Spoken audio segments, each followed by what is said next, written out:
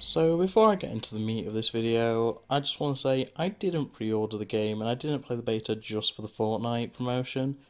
The fact that you get the Hulk fists, that's a great thing. I love those things as like toys and stuff, but I don't play Battle Royale, and while I do play a good amount of Save the World still, you know, I'm not going to pre-order a game or play a beta or anything just for that. It's a nice bonus. I was going to do it anyway, and yeah, into the main topic of the video.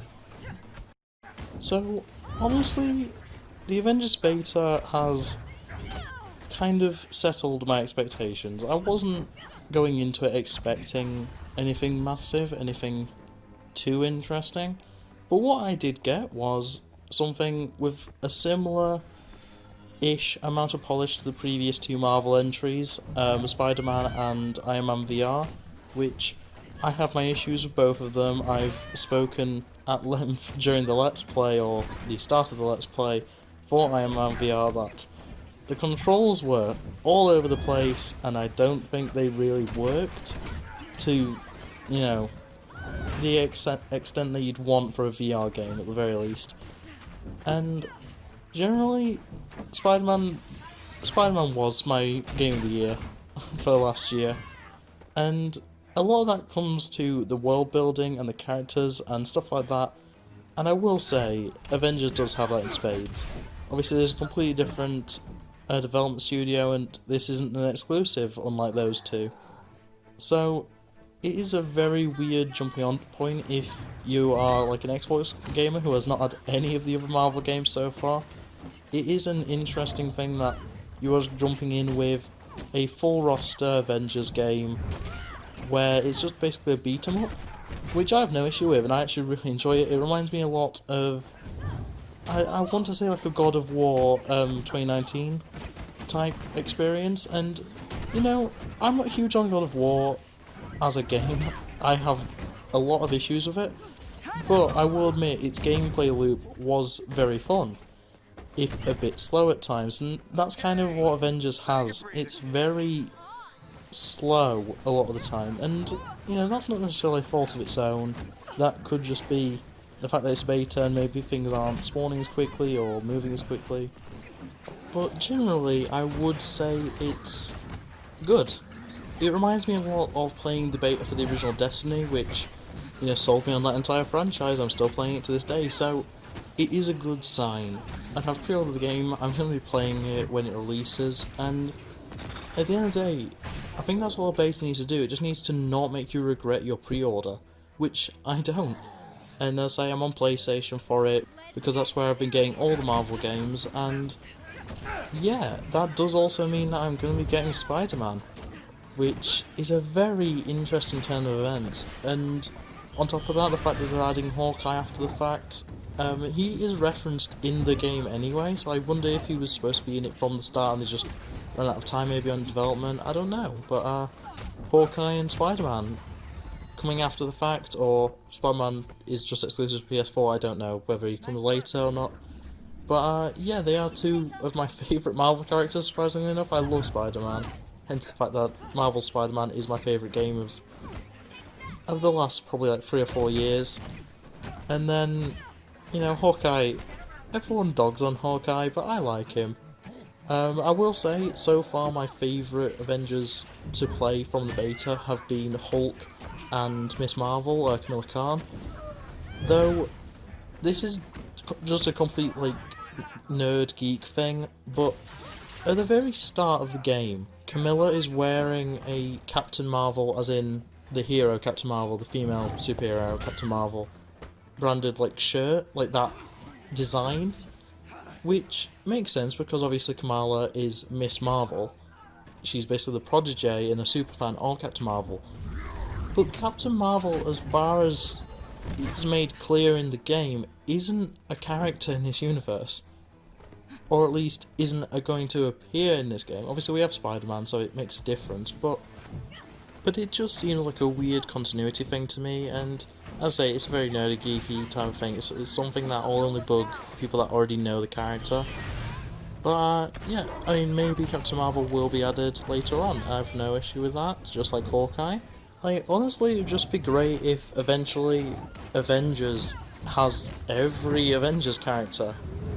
You know, you throw in your Wolverines and throw in your. I'm trying to think of other characters that are Avengers, but like your Ant-Mans and your Wasps and stuff like that. Throw in those characters just over time. They could be paid DLC. I'd prefer them not to be, but I mean, if they are, that's fine. Going back to issues that are just like non-issues, but things that just bugged me though, there is a moment, it's very early on, it's literally after the first mission, so I'm not going to, it's not really a spoiler, but due to the actions of the bad guys, there is a mutation that occurs in the human race, covering, I think it's, oh my god, it's San Francisco, I think. That entire area, the people of it become mutated. So, what do you think the game calls them, based on the Marvel Universe? Mutants? No, they decided they would instead call them Inhumans, despite the fact that that does not make sense. And this really bugged me because I was like, oh, they're going to introduce, mutants, as you do. But, yeah, they're Inhumans, or they are referred to as inhuman beings, which is basically saying they are Inhumans, which I don't know how I feel about that. And then on top of that, they then make Kamala Khan, who typically isn't an Inhuman. As far as I'm aware, I may be getting my lore a little mixed up, but as far as I'm aware, Kamala Khan is just another one of the various heroes that just so happens to have powers and not really explained. So I guess that may be why they decided to go with, oh yeah, she's an Inhuman. But yeah, there's something that doesn't quite sit right with me. I would actually prefer if they'd just gone full out, they are mutants. And, make it so that, like, it actually turns out that that isn't an irregularity. There's plenty of people that were already mutants before this happened and stuff. That'd be interesting, but that's not the path they took.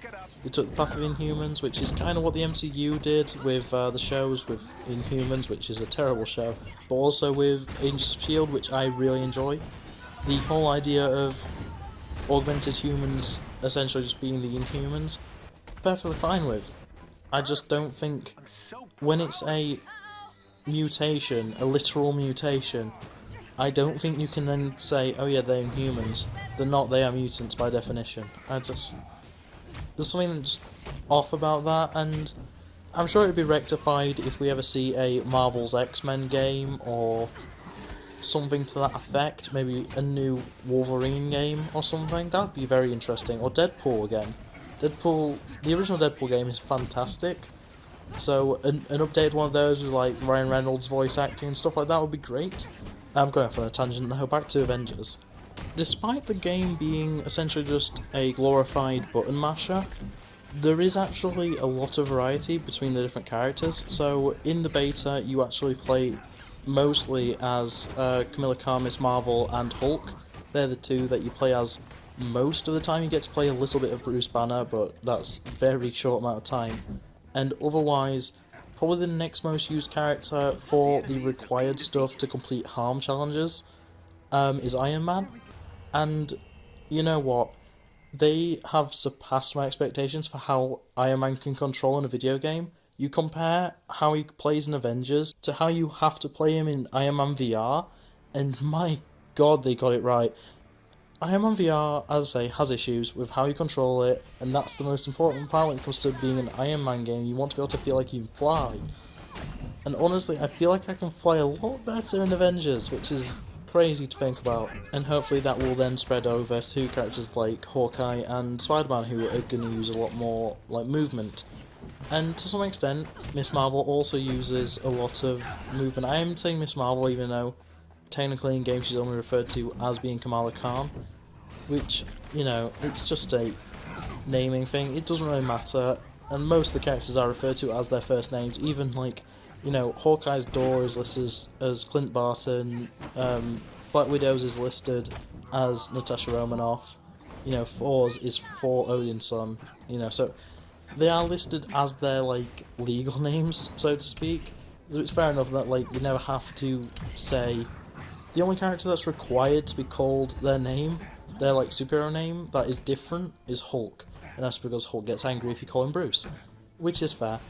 That's a bit of lore that isn't really brought up too heavily, but it's like it's referenced within the game, but it's proper lore. And anyway, this isn't a lore review. This is me talking about the beta, and yeah, I think there's three favourites when it comes to the characters that I've played as, because in the prologue you do get to play as Captain America 4, Iron Man and Black Widow like properly, as well as Hulk, and then after the fact let's say you mostly play as Kamala Khan. And there's a very interesting thing of 4 seems to have the best animations in the entire game, and no one can tell me otherwise. He is phenomenal to watch as you play, and it's like he has little like he can do multi-hits with his hammer where he just spins the hammer around and stuff, and it looks so cool.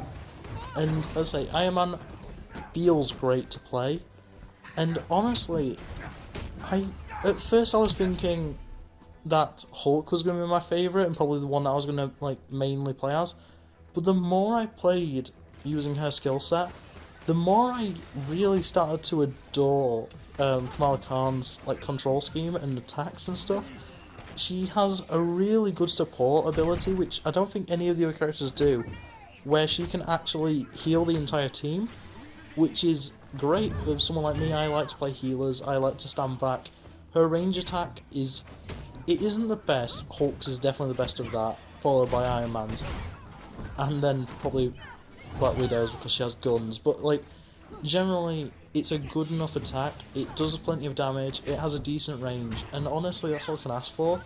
And then she has the ability to latch onto certain surfaces, onto ledges, onto pipes.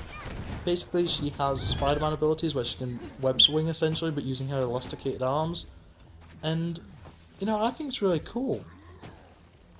I will say, probably the least interesting character to play as in the beta is probably Cap.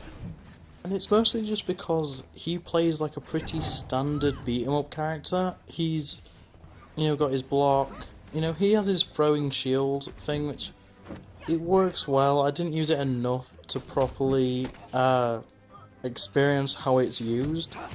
But, yeah, he kind of just feels like any other fighting character because of the fact that he's very heavily punch based, and you know you could very easily say, oh well, most of the characters have like punch as their like primary, and it's like it's fair, but their combos are more than punching because they have things like projectiles, or they have, you know, in the case of Kamala Khan, they have extendable arms and stuff. It's like, you know, there's more to it than just punching. Even for Hulk, like, you know, he pulls up the ground and he thunderclaps and stuff like that. It's like, it's a lot more interesting than just, oh, I'm punching these bad guys. And speaking of the bad guys, it's aim, but not a standard aim. It's more like what would happen if Ultron started aim, which it's definitely possible that's the way that the MCU is going to go, to be fair, with aim. But I would have much rather, for something like this, I think it would have made much more sense if it was Hammer, ran by probably Norman Osborn, as in like the replacement to S.H.I.E.L.D. That would have been cool, especially with how it opens with S.H.I.E.L.D. kind of being in ruins and kind of being weakened. You know, it would make sense if like it was Hammer rather than AIM, and I guess the main reason they want to do AIM is because then they can have MODOK and they can have, you know, various other popular characters, you know, Leader and stuff like that. But I don't know, I think Hammer could easily you could easily write MODOK and the Leader and stuff into being part of Hammer. I think it's easy enough. And speaking of the Leader indirectly, there's only 2 proper boss fights in the beta, and that is Abomination, who, you know, is actually pretty easy because you're fighting him as Hulk. And because you're fighting him as a Hulk, it's basically just a punch-off with a few, like, ground smashes and stuff and a few thunderclaps. It's like, it's a pretty underwhelming fight. And then the actual first boss fight is with Taskmaster, which, you know, based on the Which, you know, based on the fact that the Black Widow movie also has Taskmaster, it feels very much like they are trying to just capture the buzz, and, you know, I think it's fine. He's definitely a more interesting character to fight, though a lot of his boss fight is actually just button mashing.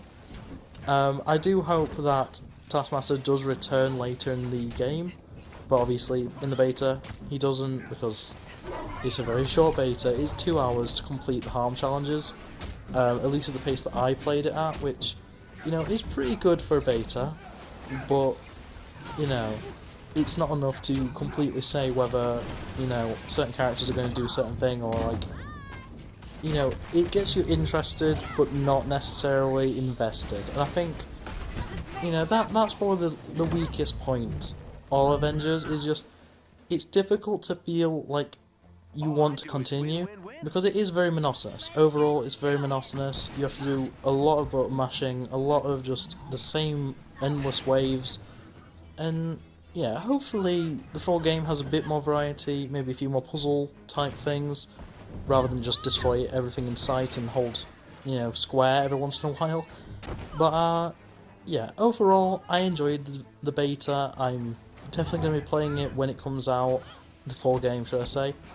And yeah, I look forward to seeing what else we're going to get from it. So, if we're going to get more Avengers than just Hawkeye and Spider-Man in full release, and, you know, is Captain Marvel going to be in it? You know, she's referenced, so it makes sense.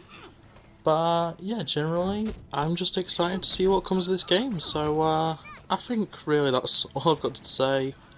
I would definitely say, if you haven't played the closed betas, you know, if you haven't pre-ordered, next weekend is the PlayStation Open Beta, and then the weekend after is the Xbox and PlayStation Open Beta, so if you're on console at all, I would definitely suggest going and checking it out. It's a fun game just to see if you like it, and yeah, otherwise, I think that's everything. So, thanks for watching, guys. Like it if you're new around here. Like it if you liked it, rather. Subscribe if you're new around here.